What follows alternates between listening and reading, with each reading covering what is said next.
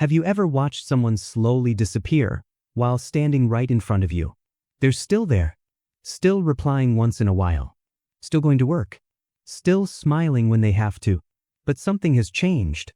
The warmth is gone. The openness is gone. The version of them that used to make everyone feel safe has gone completely quiet. The texts get shorter. The calls stop. Conversations feel like talking through glass. You can see them, but you can't reach them anymore. And the strangest part?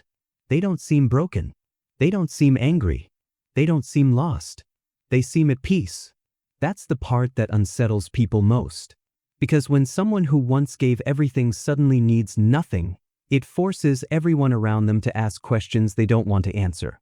If that person is an INFJ, this silence is rarely random. It's not depression. It's not drama. It's not punishment. It's something far deeper. It's what many call monk mode, when an INFJ withdraws from the noise, the pressure, the fake connections, and the people who drain them for too long. And while the outside world sees silence, inside, something powerful is happening. Today, we're diving into why INFJs enter monk mode, what's really happening behind that silence, and why their quiet transformation terrifies the people around them. Because sometimes the loudest message a person can send is saying nothing at all. 1. What monk mode really is, forget what you've heard. Here's where most explanations go wrong. They describe monk mode like it's a productivity hack, something ambitious people do to grind harder, cut out distractions, and come out the other side with a six-figure income and a morning routine. That's not what we're talking about here. For an INFJ, monk mode isn't a strategy. It's a reckoning. It's the moment when the soul sends up a flare and the INFJ, unlike most people, actually listens. The outer world gets dimmed, not because life isn't happening, but because what's happening inside has become too urgent to keep ignoring. The texts slow. The calls fade. The social performances stop. Think of it like a deep-sea dive. You can't explore what's at the bottom while also managing the surface. Something has to give. And when an INFJ goes into monk mode, they're choosing the depth over the surface every single time. What's happening in that depth? Rebuilding. Recalibrating. A full internal audit of who they are, what they believe, what they're still doing that isn't aligned with either. It looks like disappearing. It feels like homecoming. 2. The 6 triggers that pull an INFJ under. Nobody wakes up one morning and decides to withdraw from the world without reason. With INFJs, there are specific, deeply personal catalysts, and most people around them never even see them coming. The first is emotional saturation. INFJs don't just feel their own feelings, they absorb yours. Walk into a room angry, and the INFJ in the corner feels it before you say a word. Spend enough time around heavy, unresolved energy and the INFJ becomes a walking sponge, soaked through with no room left. Monk mode is how they wring themselves out. The second is chronic inauthenticity. INFJs have an almost allergic reaction to anything hollow. Small talk that leads nowhere, relationships built on performance, social rituals that mean nothing. When too much of their daily life starts tasting like plastic, the internal rebellion begins. The only cure is solitude and realness, even if realness means being alone. The third is betrayal. Because INFJs give so completely, being let down by someone they trusted doesn't just sting, it destabilizes. It challenges the INFJ's entire model of who that person was. Processing that kind of thing takes a level of internal quiet that's impossible while the world keeps moving. The fourth is loss of purpose. INFJs aren't wired for meaningless existence. They need to feel like their life is pointed at something, some greater contribution, some growth, some North Star. When that feeling goes missing, everything feels off. Monk mode is how they find their compass again. The fifth is decision crossroads. INFJs don't do well making major decisions with noise all around them. When life demands a choice that will change direction, career, relationship, identity, they instinctively go quiet until the answer rises naturally from within. And the sixth? Sometimes there's no trigger at all. The pull inward is just there, the way the tide doesn't ask permission to go out. The INFJ feels it, trusts it, and follows it. 3. Inside the silence, the truth nobody sees. Here's what the people on the outside almost always get wrong. They assume the INFJ's silence is empty. They imagine someone sitting alone, dark and sad, waiting for someone to rescue them. That assumption couldn't be more wrong. The INFJ's inner world during monk mode isn't empty. It's electric. There's a reason INFJs describe their inner landscape as its own kind of universe, layered, living, endlessly complex. During monk mode, they're fully inhabiting that universe. They're writing in journals that nobody will ever read. They're sitting with questions that have no easy answers. They're feeling emotions that don't have names yet. They're connecting between their past, their present, and the future they're slowly learning to choose. It's the kind of work that looks like nothing from the outside and feels like everything from the inside. The renovation metaphor is apt here. A house under renovation looks closed, maybe even abandoned. But behind the walls? Foundational work is happening. The kind of structural transformation that makes the whole building stronger. You just can't see it. And the INFJ wouldn't know how to show you even if they wanted to. For the ghost who still cares. One of the most painful misunderstandings about an INFJ in monk mode is this. People think the withdrawal means the INFJ stopped caring. That's the opposite of the truth. INFJs don't pull back because they feel less. They pull back because they feel more. And the only way to keep feeling that much without breaking is to regularly go somewhere quiet enough to hold it all. The people they love? They're thinking about them constantly during the silence. They're just not performing it. This is the paradox that breaks people's hearts. The very thing that makes an INFJ such a profound friend, partner, or companion, that bottomless depth of feeling, is the same thing that eventually drives them inward. It's not a contradiction. It's a consequence. An INFJ who never enters monk mode is an INFJ running on fumes, slowly losing themselves while trying to keep everyone else together. The silence isn't abandonment. It's maintenance. 5. The door that closes without a sound. You can't talk about INFJs retreating without addressing the door slam, one of the most quietly devastating things a person can experience. The door slam is when an INFJ reaches a point of no return with someone. And here's what makes it so haunting. It doesn't look like anything. There's no explosion, no dramatic confrontation, no tearful goodbye speech. The INFJ simply stops. The warmth drains. The energy disappears. The door closes. Quietly. Finally. Permanently. People confuse this with monk mode constantly, but they're not the same.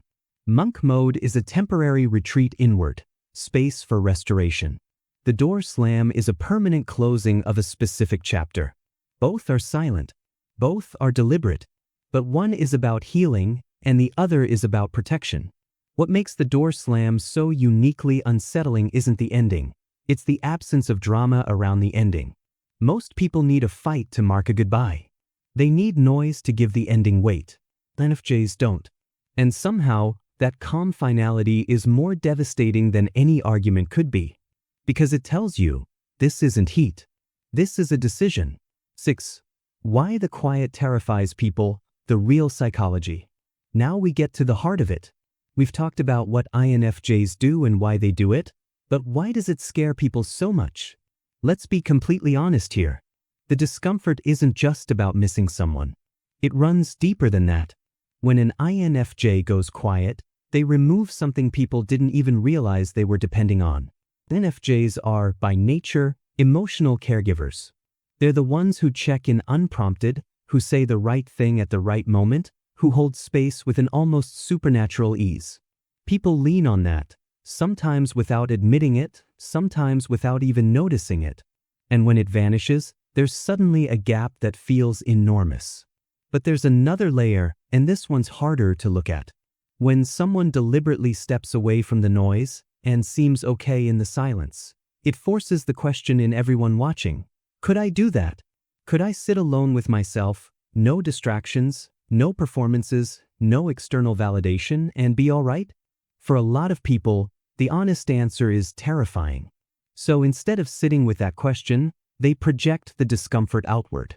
They decide the INFJ must be depressed or passive-aggressive or damaged in some way, because that's easier than asking why silence feels so threatening. The INFJ's peace in the quiet is, without meaning to be, a mirror, and most people don't love what they see in it. 7. The social wreckage, what it actually costs them. Let's not pretend monk mode is consequence-free, because it isn't, and INFJs feel every bit of the fallout. Relationship strain.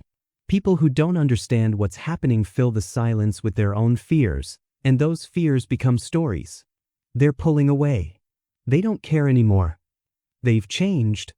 Some of those people don't wait for the INFJ to return. They leave first, not knowing the INFJ was planning to come back. Then there's the guilt. Because INFJs feel so deeply responsible for the people they love, choosing their own restoration over others' comfort is never clean. There's always a quiet guilt that runs alongside the silence. Are they okay? Did I hurt them? Am I being selfish? These questions don't stop the INFJ from withdrawing, but they make the withdrawal heavier. And there's the mislabeling. People who don't understand INFJs reach for the nearest label: flaky, antisocial, cold, difficult. These labels stick. And the INFJ, who was simply being as honest with themselves as they know how to be, comes out of their quiet to find they've been turned into a character in someone else's story, usually the villain. 8. No, they don't owe you an explanation. This part might be uncomfortable, but it needs to be said. When an INFJ withdraws, they do not owe anyone a detailed account of where they went, why they went, or when they're coming back. I know that's hard to hear in a culture that treats silence as a social crime. We've been conditioned to believe that emotional availability is a duty, that going quiet is passive aggression, that if you care about someone you answer their texts within 2 hours. But that conditioning isn't truth. It's just conditioning. INFJs spend enormous portions of their lives holding space for others, absorbing, supporting, being endlessly present in ways most people never even notice until it stops. Asking them, in their moment of restoration, to also manage your anxiety about their silence is asking too much.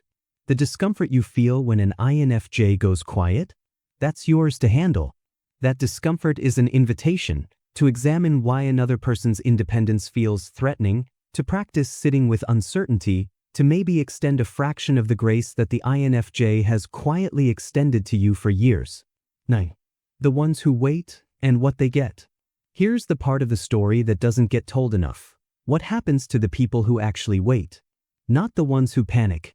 Not the ones who flood the INFJ with messages demanding to know what's wrong. Not the ones who make the absence about themselves.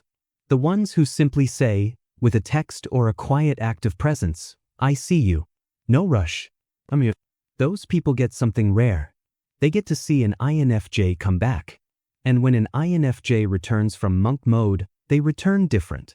Not cold. Not distant. Clear. More grounded. More fully themselves than they were before. The renovation is complete. The recalibration is done. And they show up, fully, genuinely, with a depth of presence that most people never experience from anyone. That's the reward for patience. That's what you get when you trust the quiet. 10. How to love someone who needs the silence.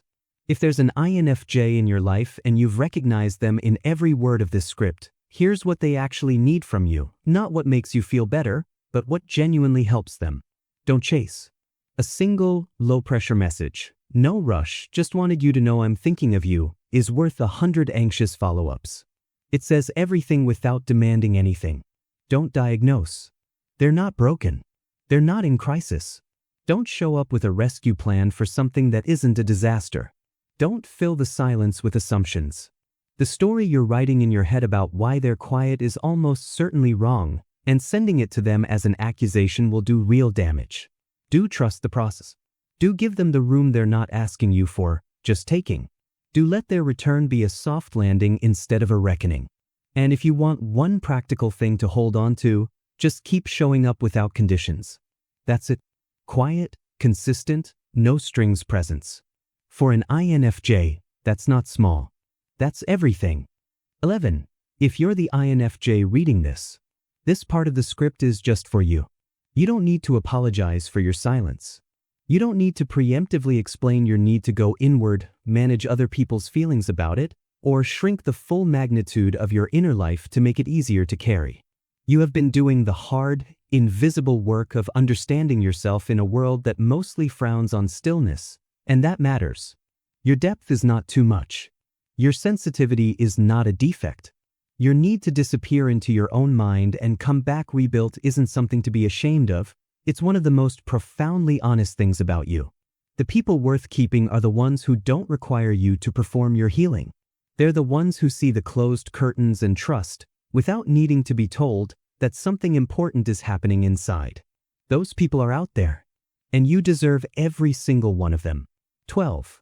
The bigger truth, what the silence is actually saying. Here's the thing that ties every piece of this together, and I want you to sit with it. INFJs don't go quiet because life is too much for them.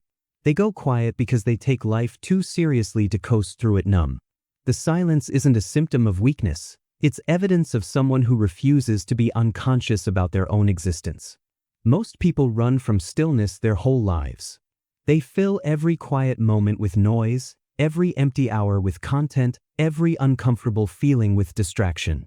And then one day they look up and wonder why their life feels like something that happened to them rather than something they chose. The INFJ in monk mode is doing the opposite. They're choosing, deliberately and courageously, to be present with themselves, even when it's uncomfortable, even when it costs them, even when nobody understands. That's not frightening. That's inspiring. It feels frightening to the people around them because genuine self-possession, the kind that doesn't need approval or explanation, is rare enough to feel foreign. But that's their work to do, not the INFJ's burden to lighten. Conclusion, the last word on the quiet ones. So here's where we land. The INFJ who disappears into silence isn't abandoning the world. They're returning to themselves, doing the kind of deep, necessary, invisible work that most people will never understand because most people never attempt it. Their monk mode is a revolution of one. A quiet declaration that they will not be consumed by a world that never stops demanding. That they matter enough to maintain. That the richness of their inner life is worth protecting, even at a social cost. And the silence that terrifies everyone around them? It's not a weapon. It's not a wall. It's the sound of someone who knows exactly what they're doing and trusts themselves enough to do it without your permission. The next time someone you love goes quiet in that particular INFJ way, try something different. Don't panic. Don't chase. Don't fill it. Just wait. Because what comes back from that silence, if you're patient enough, if you're brave enough, is someone who has done something most of us only dream about. They went inside themselves. And they came back whole.